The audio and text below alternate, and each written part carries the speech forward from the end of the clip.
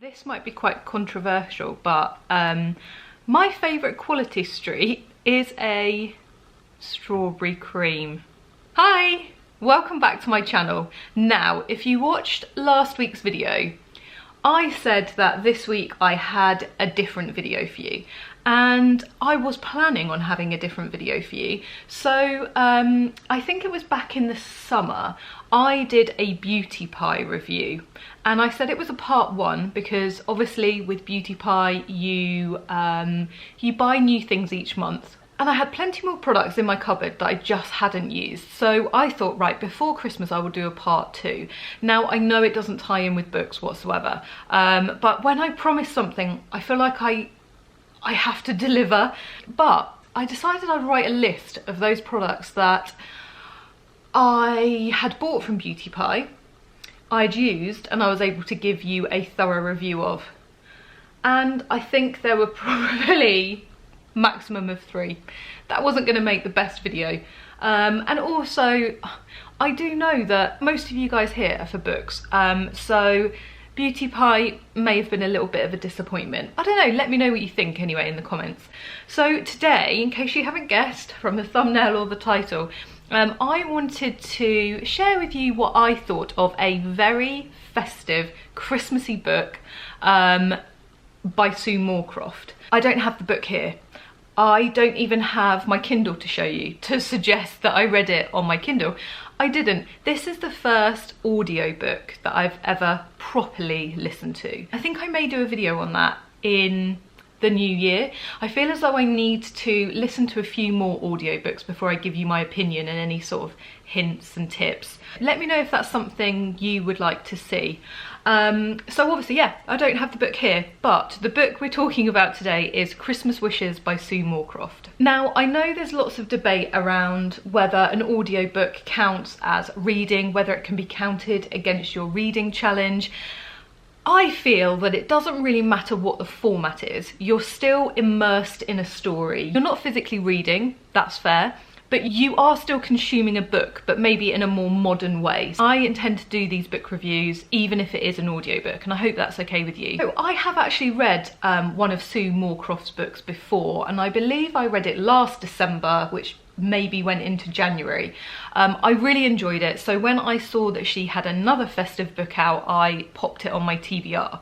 This is such a cosy, Christmassy book, and exactly what I was looking for in December. So the story is based around Hannah, who, when we first meet her, she is running a boutique in Stockholm in Sweden. And one day she bumps into her brother's best friend, Nico, who's also working in the city. They rekindle a friendship, but each of them are having to deal with some pretty big issues. I mean, Hannah has a boyfriend who is an absolute... you know what I'm gonna say. He is such an idiot. And I think this is where Sue Moorcroft is really clever, that she can make you feel so strongly towards a character. And on the other side, you've got Nico, who is having to deal with his ex-wife and her substance abuse and their 2 children, as well as battling his own eating disorder.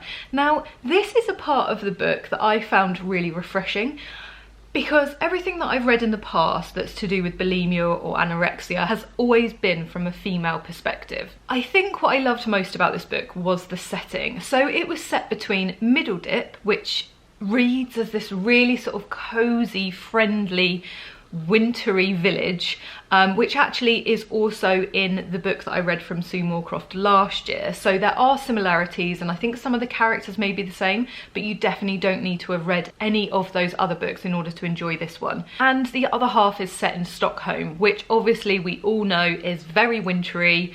It's described at this particular time, it's very snowy. It just gives you all of those sort of cozy feels. I don't know about you, but at the moment I'm finding myself drawn to books that are set abroad, because I guess I'm just really missing being able to travel. So I guess the fact that this book was set in Sweden did help that, but if you know what I'm reading at the moment, you'll know that I haven't entirely scratched that itch. I'm just craving books that can kind of take me away. But yeah, I absolutely love the fact that this was set between a very cozy village in the UK and Sweden. If you're looking for something feel good, warm, occasionally will pull on your heartstrings a little bit, and with a happy ending. You can't go wrong by picking up this book. So I'm going to score Christmas Wishes by Sue Moorcroft 8 out of 10, which I think was the same as the score I gave for her other book that I read. Now, I'm currently reading Miracle on Fifth Avenue by Sarah Morgan.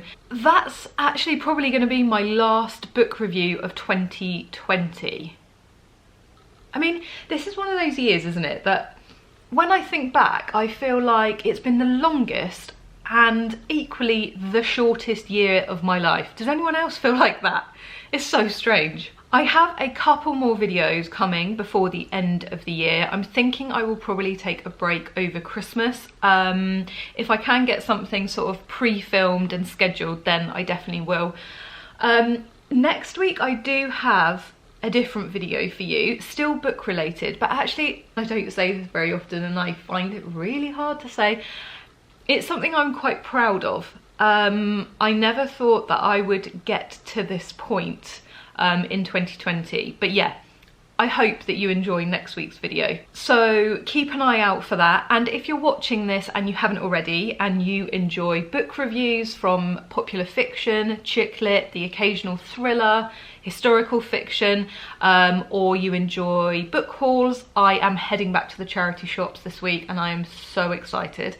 If you enjoy all of that and you haven't already, please press subscribe, press the little bell, and you'll be notified when I have a new video. One last thing, if you're not following me on Instagram, head on over there. I will leave where you can find me on Instagram in the description below. Quite an eclectic mix, I'm not gonna lie. I've been doing quite a lot of stories recently, some polls on chocolate.